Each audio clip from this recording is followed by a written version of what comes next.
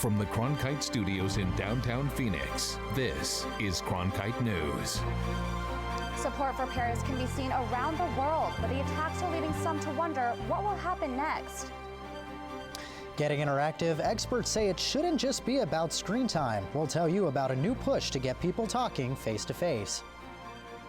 And every child is unique, and their education should reflect that. See how a Valley school is doing things different to help educate kids with autism.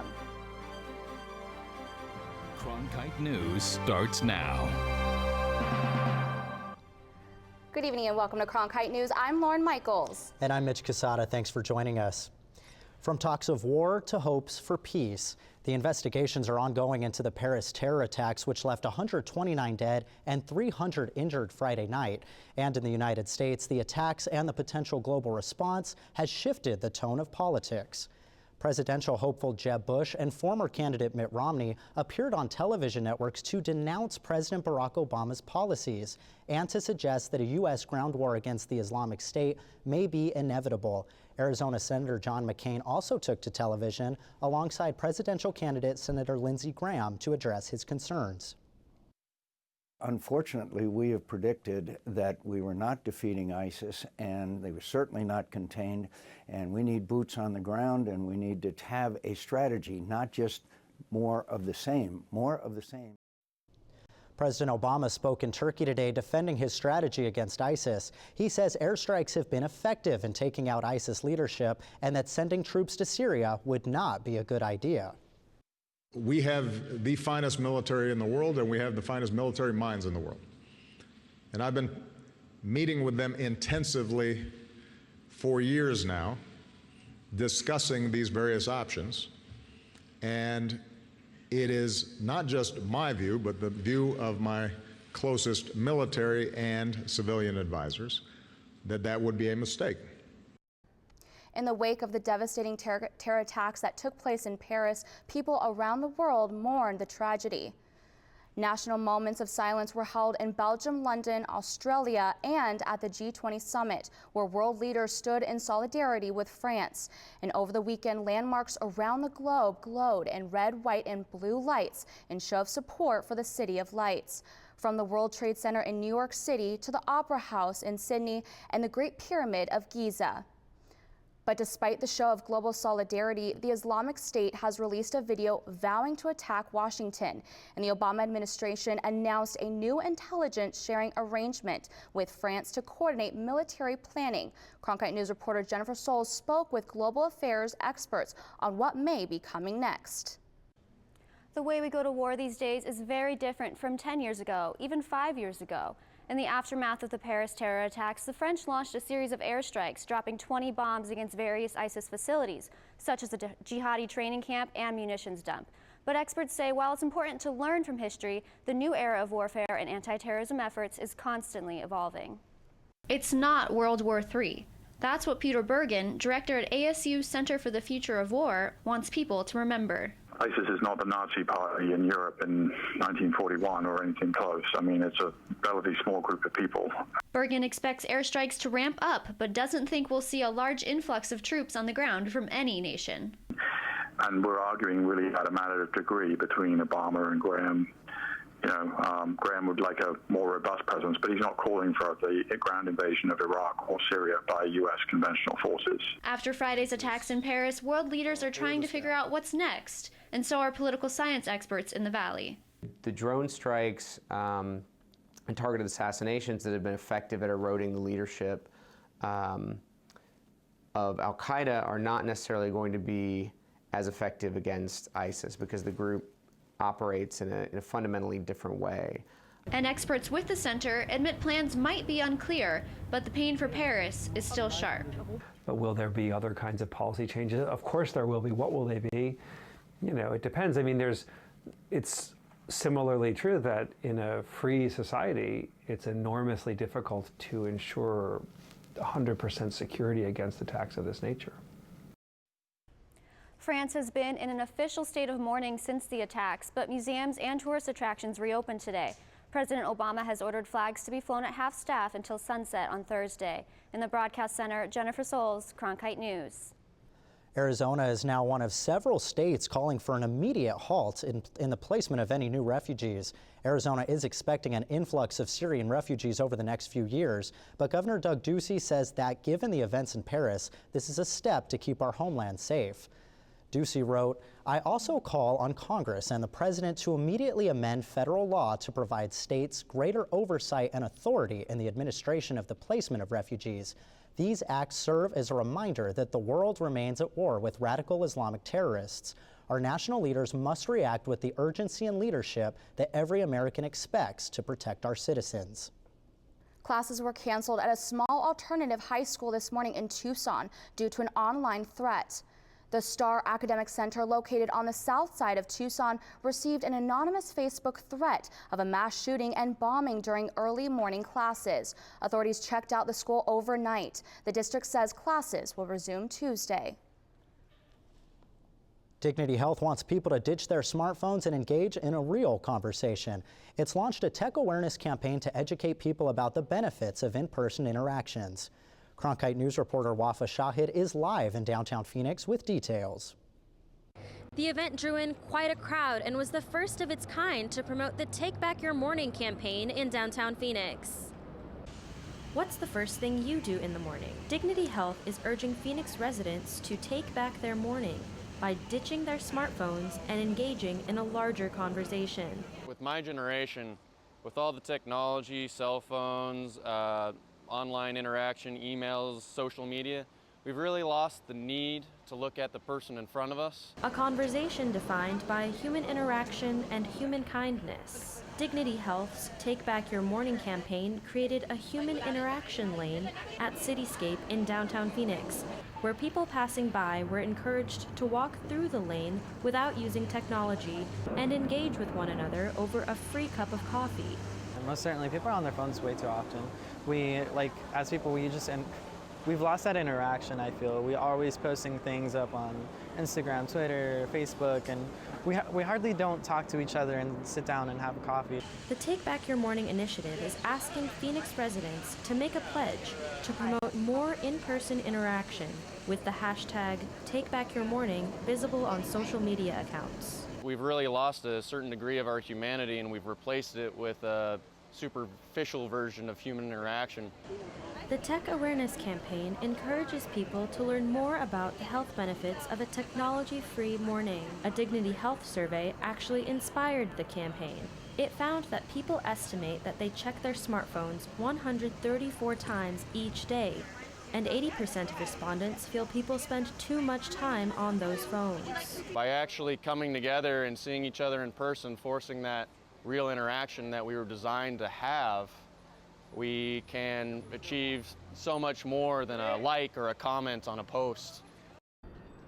The next Take Back Your Morning campaign event will take place in San Francisco in December.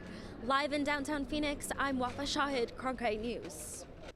Arizona ranked #1 for the best state to live in because of how well state Medicaid programs serve those with intellectual and developmental disabilities. That's according to a study released this year by United Cerebral Palsy. But our state fails to make the top 10 list of the best states for special education services from the organization Autism Speaks. Cronkite News reporter Ivan Rodriguez tells us how this calls for a greater need and options when it comes to education and financing for children with autism. I spoke with a family who has 2 daughters with autism and visited a school that focuses on helping children with special needs. I found educating children with ASD has its own challenges and how parents pick the best option. Both girls are both diagnosed with autism. Mackenzie was diagnosed about 2.5, almost 3 years old. Sheridan was diagnosed about the same age. The type of education autistic children will thrive in is unique to each child. The Andersons say their children have very different needs. Mackenzie is in a self-contained classroom at a public school, and Sheridan is more regular education with resource pull-out. In the beginning for Mackenzie, it was a little rough trying to figure out what classroom would best fit her. A lot of trial and error. Probably about first grade is when we found the classroom that was really beneficial. We were told at a very young age that Mackenzie would never say I love you, and we wanted to prove everybody wrong. I remember one time we were at a little gym and Mackenzie wasn't talking yet, and she said something about swing, and I was sitting there in the middle of the little gym just screaming, hooting, hollering, and the mom was looking at me dumbfounded like, she said the word swing, what's the big deal? And it's like, you don't understand, we've been working at this so hard. Both Mackenzie and Sheridan say they are very thankful for their parents. For like helping us to become athletic and stuff. Yep. And for helping us like achieve our goals. And yeah, and help us learn and do facts and like help us with our homework sometimes. Yep. Yeah, I just want to say thank you for that. Director Deborah Watland of the Sierra Academy in Scottsdale, which provides education for students with special needs, believes that early intervention is key and that taking advantage of the Empowerment Scholarship is a great resource. A lot of our parents are able to access the Empowerment Scholarship account to provide those funds so that they can make the educational decisions rather than the public schools making the decisions for them. The Empowerment Scholarship is state-funded. To be eligible, the school district has to identify the child as having a disability under the Individuals with Disabilities Education Act. The child has to be entering kindergarten, and both the child and parents have to be Arizona residents. According to the Friedman Foundation, Arizona was the first state to enact an education savings account. 2,499 students are receiving the scholarship as of fall 2015. This accounts for only 22% of students eligible statewide. I'm Ivan Rodriguez, Cronkite News. A bill that would block a casino project that is nearly completed in the West Valley is on the calendar for routine approval in the U.S. House of Representatives. The legislation is sponsored by Republican Representative Trent Franks and 4 other Arizona members of Congress. If enacted, H.R. 308 would ban gambling at the Tohono O'odham Nation's casino near Glendale. The White House has proclaimed that this week is Get Smart About Antibiotics Week. More than 150 organizations have pledged to improve antibiotic use and slow the spread of antibiotic resistance. The Centers for Disease Control and Prevention estimates that 2 million Americans get an infection with an antibiotic-resistant bacteria each year, and 23,000 of those patients die. The CDC says doctors and patients need to use the right drugs at the right doses and duration to protect the effectiveness of the antibiotics. We've heard about drones for the military, drones for delivery, and drones for photography. But what about drones to save the desert? Coming up on Cronkite News, we go flying in search of an invasive species and a new way for scientists to collect data. Growing up, my family had no real idea of where we came from. It's kind of like being in a fog because you feel like a piece of you is missing. What is the rest of my story? I saw African American Lives on PBS. I love the series, and there was a DNA kit that you could order to find out your African ancestry. And so I really got excited. My DNA results said that I was from Ghana. Wow. It just really opened me up to a whole new world, so I went ahead and started doing things. Now my mission is to write stories to have something to pass down to the next generation. It's important to know where you're from and to tell your children, teach them that.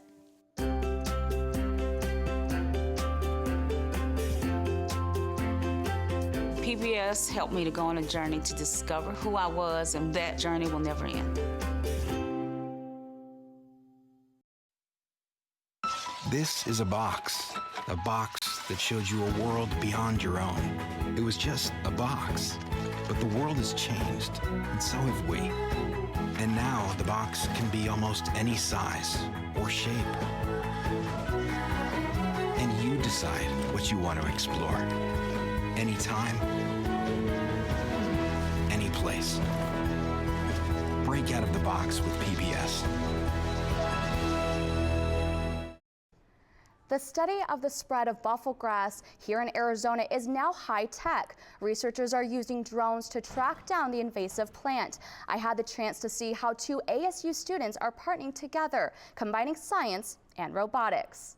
Buffelgrass. It's not native, a dangerous fire hazard, and can spread aggressively, killing other native plants. Brenton Scott, an ASU PhD student who studies buffelgrass, has teamed up with Benjamin Stinnett, an ASU research assistant in robotics, to utilize a drone for their research. So it's not only going to be a less effort on our part, but also give us some very high resolution imagery for other types of analyses. Before, using other methods increased the spread of buffelgrass seeds or didn't give them clear enough images. Now with drones, they are able to take pictures like these to map out the exact growth of buffelgrass, being a silent eye in the sky. A project like this, we feel like we can really help them achieve a goal in a way that they wouldn't be able to otherwise. And that's true. The scientists are closer than ever in finding a solution, all by the use of the drone. They can actually aid us in gearing towards a study towards investigating different management strategies for either removing the grass or looking at the competition factors between this and native species within the preserve.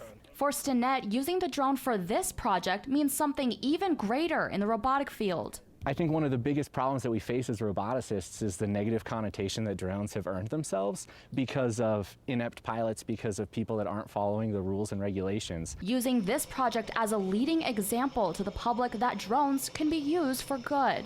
As regulations fall into place, as more people start coming up with new and innovative solutions that we can use our drones for, we're just going to push science and research and fieldwork especially past what we've ever seen before. As Stinnett and Scott continue to work together using the drone, they will be taking near-infrared photos to distinguish between native and not native species of buffelgrass to see exactly where the problem areas are. Performing arts education programs are in a constant fight for funding in schools nationwide, but some teachers aren't letting that stop their mission. Coming up next on Cronkite News, we'll take you to meet a piano teacher proving that music is at the heart of the community. The easiest and best way to support Arizona PBS is by becoming a sustaining member. Your monthly contribution of $5 or more comes directly from your bank account or credit card, so you know your membership is always current. It also means no more renewal notices in your mailbox. So more of your dollars go to the programs you love. It's convenient for you, greener for us, and better for the planet. Become a sustaining member today. Tap into the art scene from coast to coast. Join the Art Beat Nation, a weekly series where you'll experience a rich cultural tapestry of art stories from across America. Meet artists, writers, composers, and performers setting the pulse of the arts in America now. Join us for a brand new episode of Art Beat Nation, Sunday at 5 on 8HD.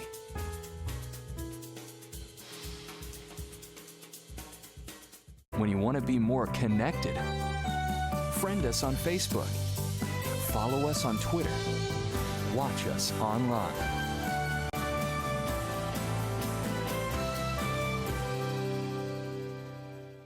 Your favorite PBS shows, ready to watch when you are.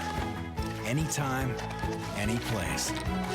Find more ways to explore than ever before.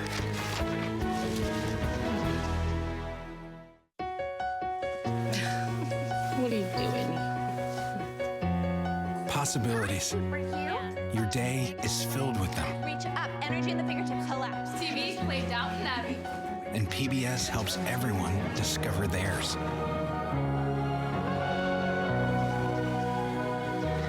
Anytime, anywhere. Up in the sky, you can see it. PBS, we're with you for life. The gift of music doesn't come easy or cheap. With schools in Arizona having limited funds, music is the first to go, and lessons in the Phoenix area average about $30 per half hour. But Cronkite News reporter Yahaira Jaquez found a piano teacher in Phoenix who's making music accessible to all. Watch closely, and each day you'll see children marching up and down this porch. I see a lot of kids coming and going. Outside, you can see why. Get close enough, and you can hear. This is the 40th year Carol Whaley has been teaching piano out of her West Phoenix home. They learn new pieces, and all of a sudden their faces just light up. Students like Allie Spiller, who struck her first chord with Mrs. Whaley back in the first grade. And I stuck with it because once I really get good at it, It's really fun to play, like when you get good at the song and see how it feels. It doesn't come easy. She hits the wrong notes, and getting the right tempo down is a challenge. She'll like correct me on it and be like, remember, hit this. Mrs. Whaley lets them struggle and then helps. Her chair squeaks as she leans over, pointing to the right note. You're figuring it out on your own, but she's there to go, do it this way and it'll be easier for you. As Arizona schools spend less on the performing arts, Mrs. Whaley's classes are more valuable than ever.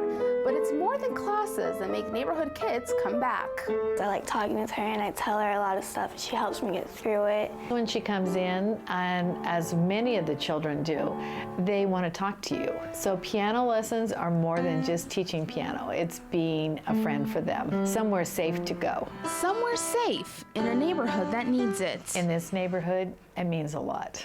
There are many children who would not be able to afford lessons. By having less expensive rates, it's given them an opportunity. Neighborhood mom or grandma is her title, and no one can deny that. I've lived here my whole life, grew up right across the street, so she brings a lot to the community. A lot of the kids know her. They've learned over the years that it's a place you can come and just hang out and visit if you want, you know. And she thinks she's hit a high note with that one. I'm glad I've been able to influence so many lives. And I have students, ex-students, come by and say, I drive by your house and I remember. It's a gift she has. This is what Carol was designed to do. She has a gift of playing piano. But also one she shares. She has a gift with young kids, and it's what she was made to do. In Phoenix, Yahaira Hawkes. Oh, good job. Cronkite News. Mrs. Whaley works out pricing with each family, making sure cost isn't a reason for a child not to take lessons. It's a treat that most elementary students enjoy, so why not teach with it? Coming up on Cronkite News, how one school district is using ice cream to teach young students about STEM subjects. Fridays, it's at Cronkite News, your social sharing connection where you choose the news. Facebook likes and shares, tweets, retweets, and favorites. YouTube views and subscriptions. We're watching you watch us. From our digital home at cronkitenews.azpbs.org to your television, web browser, or mobile device. Find us on Facebook, Twitter, and YouTube. Then join us for at Cronkite News, our weekly refresh, each Friday at 5 on Arizona PBS. The easiest and best way to support 8 Arizona PBS is by becoming a sustaining member. Your monthly contribution of $5 or more comes directly from your bank account or credit card, so you know your membership is always current. It also means no more renewal notices in your mailbox. So more of your dollars go to the programs you love. It's convenient for you, greener for us, and better for the planet. Become a sustaining member today. Hi, I'm Judy Woodruff, co-anchor of the PBS NewsHour. Preparing the next generation of journalists has never been more important than it is now.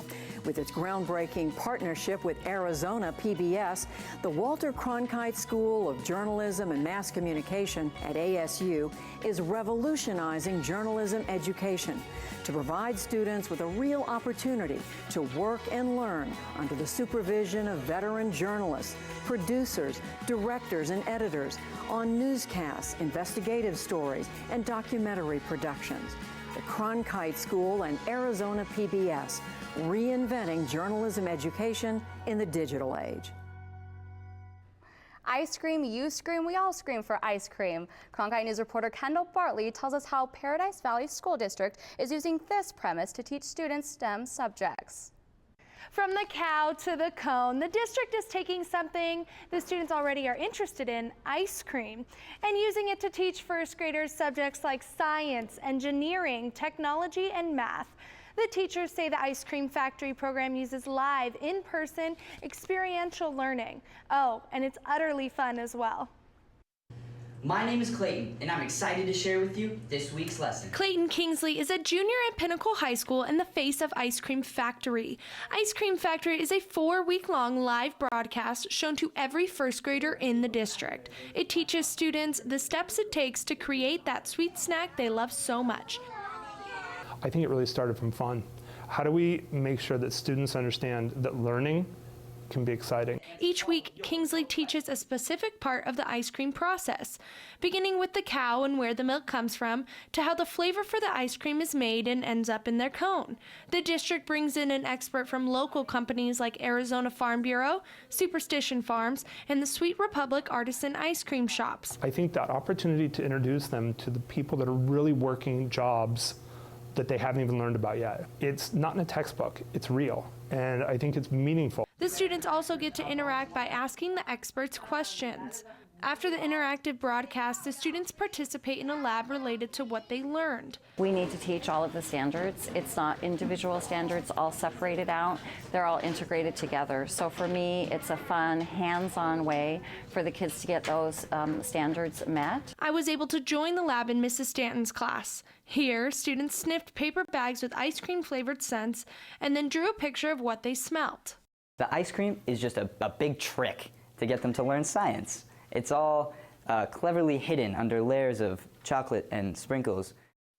Now the fun doesn't stop just there. To top it off, this January, the district is bringing a live cow from a farm in Texas to every elementary school in the district. These kids get to see a live demonstration of a cow being milked and learn about the animal's anatomy. I'm Kendall Bartley, Cronkite News. Cronkite News is proud to be the news division of Arizona PBS. Here's what's next on Arizona Horizon and PBS NewsHour. Coming up after Cronkite News, it's Arizona Horizon, sobering results of a study looking at the academic growth of online charter school students. And we'll hear about a new opera set in 16th century Mexico. That's next on Arizona Horizon. I'm Judy Woodruff on the next NewsHour, the latest on the Paris attacks and where vocational education is making a difference. That's Monday on the PBS NewsHour. That's it for Cronkite News tonight. Thanks for joining us. For top Arizona stories anytime, go to cronkitenews.azpbs.org.